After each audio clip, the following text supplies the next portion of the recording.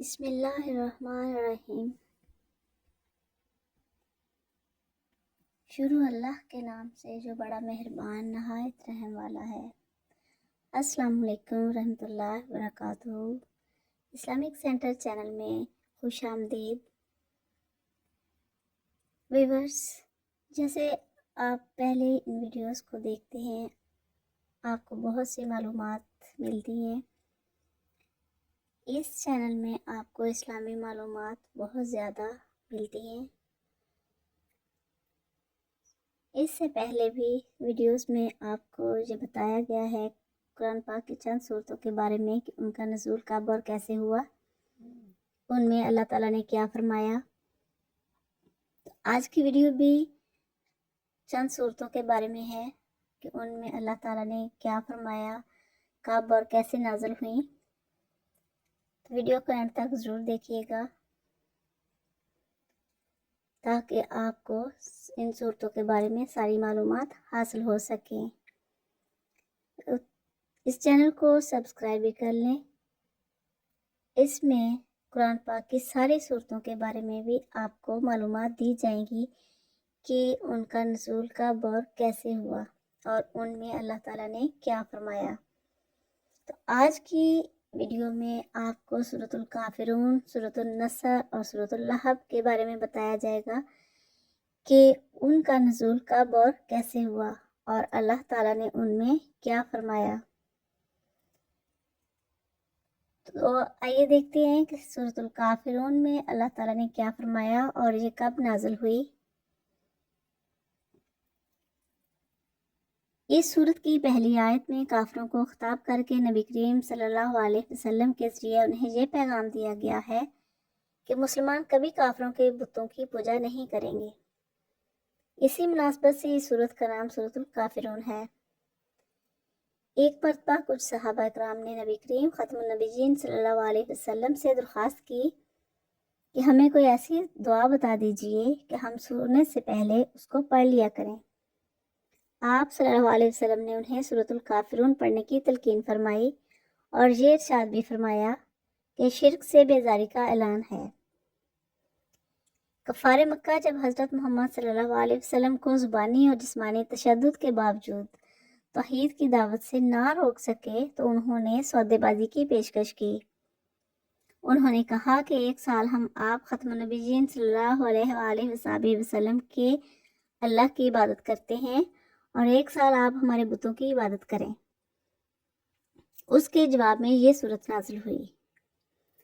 اس میں بت پرستی کا صاف انکار کیا گیا ہے۔ جب آپ صلی اللہ علیہ وسلم نے کافروں کو یہ سورت سنائی تو وہ اس بات سے مایوس ہو گئے کہ آپ صلی اللہ علیہ وسلم کبھی ان کی بات مانیں گے۔ سورۃ الکافرون کے مرکزی خیال میں بھی کفار کو توحید کی دعوت اور بت پرستی کا صاف انکار کے بارے میں بتایا گیا ہے۔ اس صورت میں اللہ تعالیٰ کے رسول حضرت محمد صلی اللہ علیہ وسلم کے ذریعے کفار کو توحید یعنی ایک اللہ تعالیٰ کی عبادت کی دعوت دی گئی ہے اور بت پرستی اور شرک کا صاف انکار کیا گیا ہے۔ سورۃ الکافرون میں دو ٹوک الفاظ میں فرما دیا گیا ہے کہ کفر اور ایمان کے درمیان ایسی کوئی مصالحت قابل قبول نہیں ہے جس سے حق اور باطل کا فرق ختم ہو جائے۔ البتہ قرآن مجید کی دوسری آیات سے یہ بات معلوم ہوتی ہے کہ غیر مسلموں کے ساتھ شریعت کی حدود میں میل جول رکھا جا سکتا ہے، ان کے ساتھ معاہدہ کیا جا سکتا ہے، خرید و فروخت کی جا سکتی ہے، جیسا کہ نبی کریم صلی اللہ علیہ وسلم اور آپ صلی اللہ علیہ وسلم کے صحابہ کرام رضی اللہ تعالیٰ عنہ کی مبارک سیرت سے ہمیں معلوم ہوتا ہے۔ اس صورت کے مطالعے سے یہ معلوم ہوتا ہے کہ اسلام میں اللہ تعالیٰ کے علاوہ کسی کی عبادت کرنے کی کوئی گنجائش نہیں ہے۔ عبادت کے لائق صرف اللہ تعالیٰ کی ذات ہے۔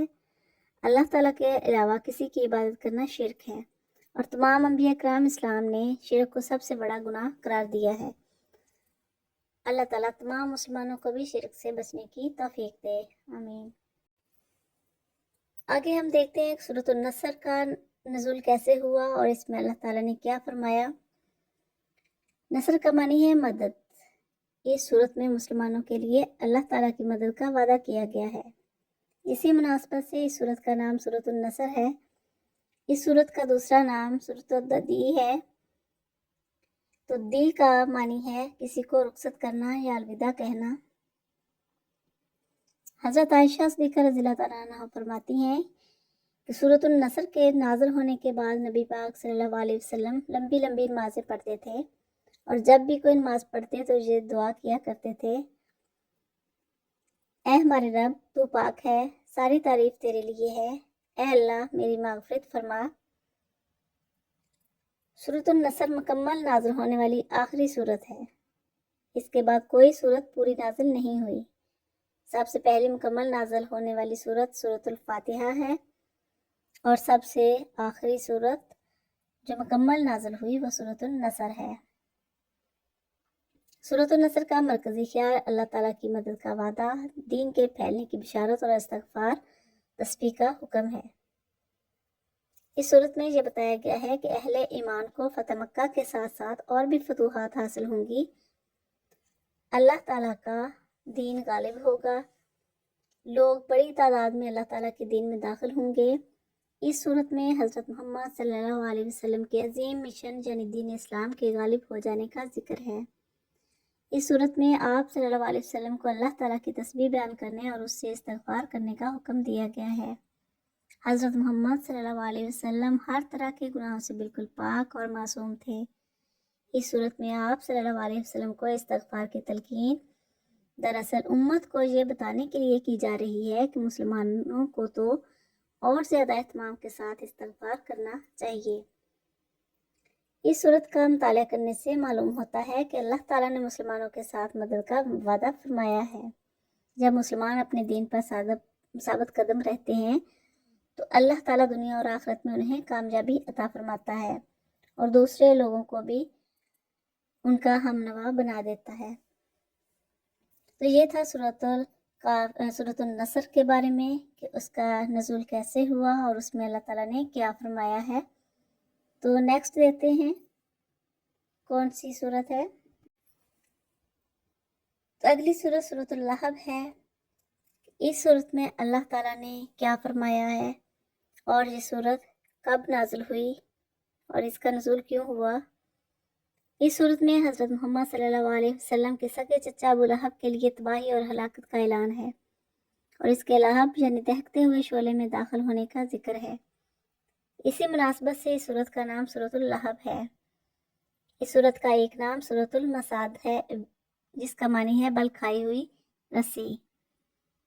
حضرت محمد رسول اللہ صلی اللہ علیہ وسلم کو جب اللہ تعالیٰ نے اسلام کی اعلانیہ دعوت دینے کا حکم فرمایا تو آپ صلی اللہ علیہ وسلم صفا کی پہاڑ پر تشریف لے گئے۔ آپ صلی اللہ علیہ وسلم نے اس دور کے طریقہ کے مطابق لوگوں کو پکار کر جمع فرمایا۔ جب لوگ جمع ہو گئے تو آپ صلی اللہ علیہ وسلم نے فرمایا، اے لوگو، اگر میں تم سے یہ کہوں کہ اس پہاڑ کے پیچھے ایک فوج ہے جو تم پر حملہ کرنا چاہتی ہے تو کیا تم میری بات کا یقین کرو گے؟ لوگوں نے جواب دیا کہ بے شک ہم آپ کا یقین کریں گے کیونکہ آپ سچے ہیں۔ آپ صلی اللہ علیہ وسلم نے فرمایا، لوگوں، ایک اللہ کی عبادت کرو، میں اللہ کا رسول ہوں اور تمہیں آخرت کے انجام سے خبردار کرنے آیا ہوں۔ اس پر ابو لہب نے آپ صلی اللہ علیہ وسلم کی شان اقدس میں نازیبہ کلمات کہے اور پھر بولا کہ اے محمد صلی اللہ علیہ وسلم، کیا تم نے ہمیں اس لیے یہاں جمع کیا تھا؟ ابو لہب کی طرف سے حضرت محمد صلی اللہ علیہ وسلم کی گستاخی کی کوشش کرنے پر اللہ تعالیٰ نے اس صورت کو نازل فرمایا اور اس میں ابو لہب کی تباہی کا اعلان فرمایا۔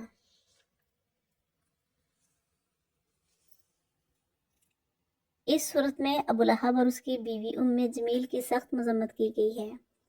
ام جمیل حضرت محمد صلی اللہ علیہ وسلم کے راستہ میں کانٹے بچھاتی اور چگلی کھا کر آپ صلی اللہ علیہ وسلم کو تکلیفیں پہنچایا کرتی تھی۔ اللہ تعالیٰ نے ابو لہب اور اس کی بیوی کو دنیا اور آخرت میں شدید عذاب کی بری خبر سنائی۔ اس صورت کا مرکزی خیال حضرت محمد صلی اللہ علیہ وسلم کے دشمنوں کے انجام کا بیان ہے۔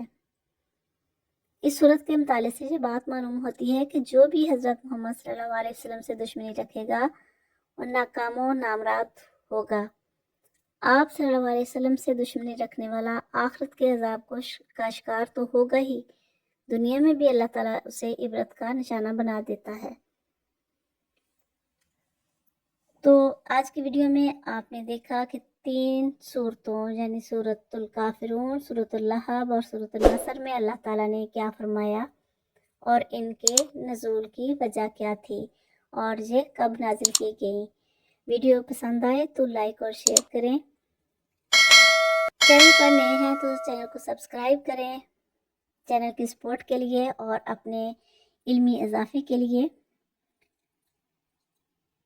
بیل آئیکن کو ضرور پریس کریں تاکہ ہر نئی آنے والی ویڈیو کا نوٹیفیکیشن آپ تک پہنچ سکے اور آپ کو زیادہ سے زیادہ معلومات مل سکیں۔ تو ملتے ہیں نیکسٹ ویڈیو میں، تب تک کے لیے اللہ حافظ۔